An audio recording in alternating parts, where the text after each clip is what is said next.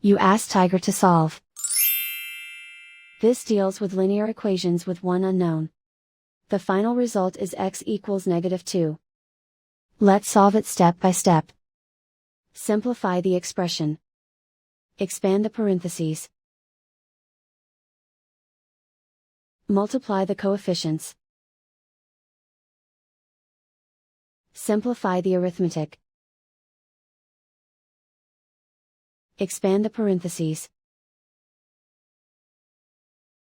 Simplify the arithmetic. Group all in terms on the left side of the equation.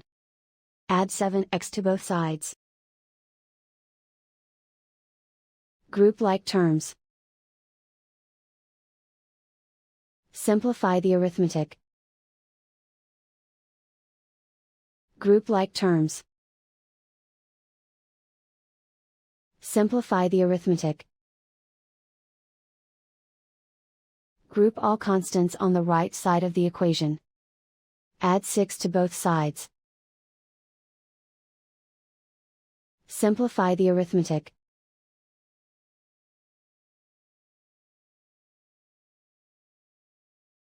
Isolate the n.